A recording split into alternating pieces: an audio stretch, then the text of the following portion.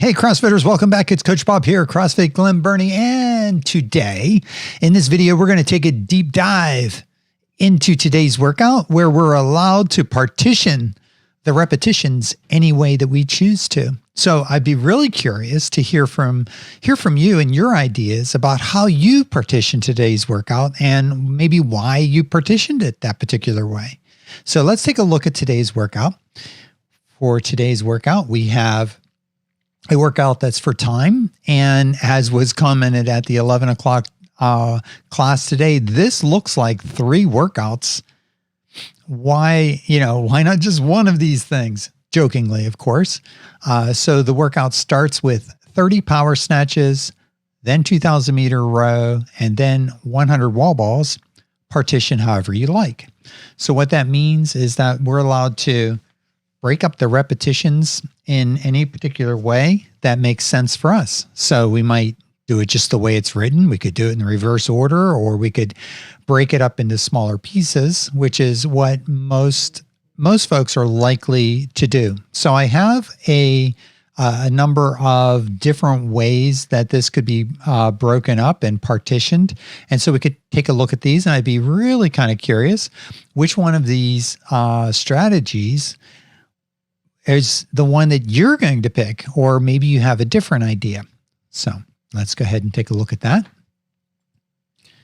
So the first one I have up here, scroll up to the top, is you start off with 1,000 meter row. Then you do this little 5-round workout with 10 wall balls and 3 power snatches. Then you complete 1,000 meter row and you do 5 rounds of 10 wall balls and 3 power snatches. So when we look at this one, the 1,000 meter row plays a part like a buy-in, right? So you do it one time, then you do these 5 rounds, except then you do the whole thing over again. So I'm not sure, if you are going to be better off or not with this, but I think this would be good for somebody who maybe takes a little bit of time to warm up in a workout.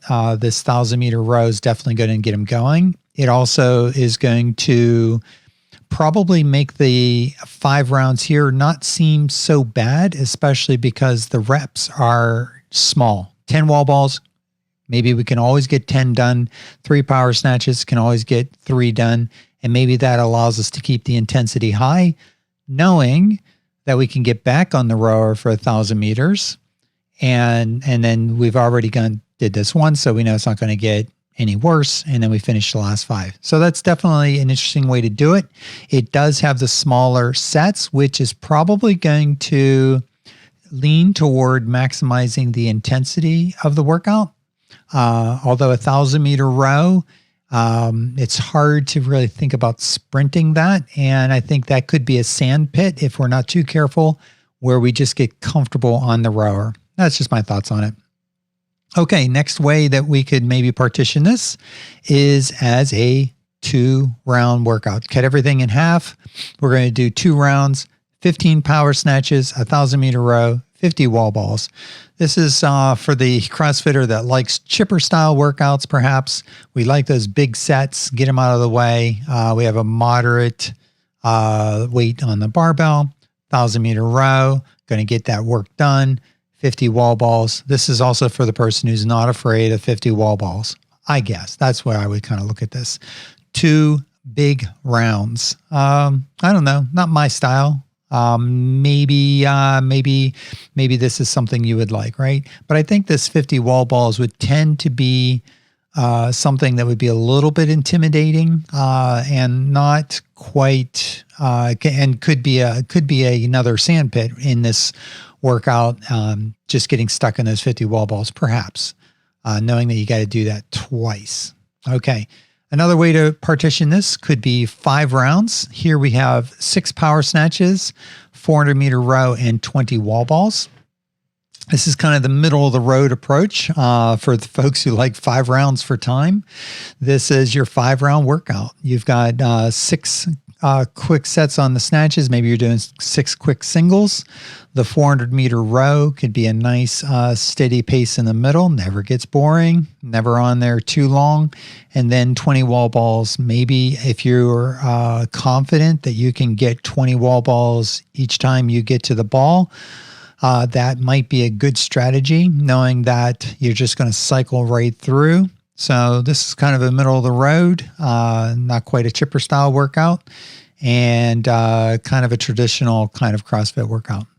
Probably suitable for most people. Most people might lean towards something like this, nice and steady, consistent all the way through. This workout, for those folks who like very small sets, 10 rounds, 3 power snatches, 200-meter rows, 10 wall balls. The first thing that comes to mind with this one is a lot of transitions. We actually have close to 30 transitions on this, moving between these 3 movements 10 times. So you have to make sure that you're really moving quick on your transitions. Otherwise, you're going to lose a lot of time transitioning. So I'd be careful with that one. 3 power snatches. Maybe you're doing these as 3 touch and go reps really quick. The barbell's coming to the floor as you're getting yourself on the rower. So a very quick transition. You're also going to you're going to have 20 times that, no, not 20 times, 10 times that you're starting the rower from a dead stop. That's also going to be a little problematic, I think. So not the best choice, I don't think. Are we picking this one because we're trying to get those 100 wall balls into some smaller pieces? Well, I'm not sure. All right. This is the one that I picked for myself today that I thought was pretty interesting. So this is, again, a 5-round workout, kind of middle of the road, but you can do descending or ascending repetitions. So you can go in either order, 10, 8, 6, 4, and 2 power snatches, always doing a consistent 400-meter row, and then either ascending or descending repetitions on your wall balls, 10, 15, 20, 25, and 30. I decided to do a descending on the power snatches and ascending on the wall balls, mostly because I feel that I can get a big set up front on the power snatches and take a big chunk out of there. Of course, I could have went fine with the wall balls too, but it's the first movement up, so that just made mentally this feel better because now I only have 8, 6, 4, and 2 to do. The row turned out to be a place where I could get some consistent recovery in here. Still hit a decent pace, but I always could come back to this row and know that it was a solid 400. And then the wall balls, 10, 15, and 20 wasn't too bad for me. 25, started to wonder if maybe this wasn't the best way to partition it. Then I had that big set of 30 at the end, and I decided, well, let's just go unbroken on the 30. We'll just do it because the workout's over. So if I could just get it done, we'll get it done. Actually, it didn't work out that way. I think I got to 25 or 23 or something like that, and then just decided, well, let's just start breaking it up. And I just did some quick sets of 4, 3, 2, something like that. So that's how it went down. There's one more version that was in the coach's notes that I pulled out as well. This is a partner option. So you and your buddy could do a workout similar to this. You're going to get 1-to-1 work-rest ratio probably. And so for time, we'll go with 50 total power snatches, 3,500 meters rowing, and a full Karen there with 150 wall balls. How would you and your partner partition that?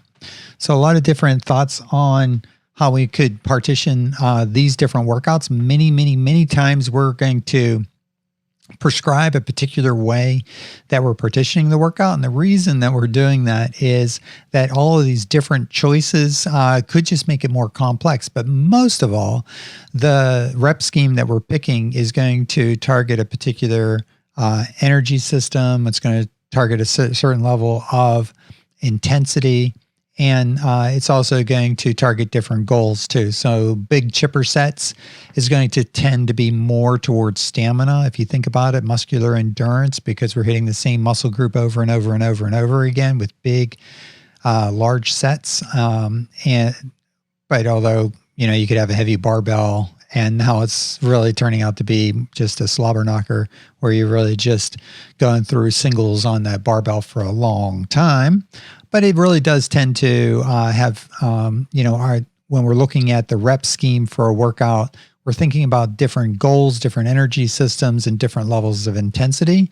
When we're able to partition the workout as we like in Murph is that way, this workout is that way, then you have a lot more options about how to partition it.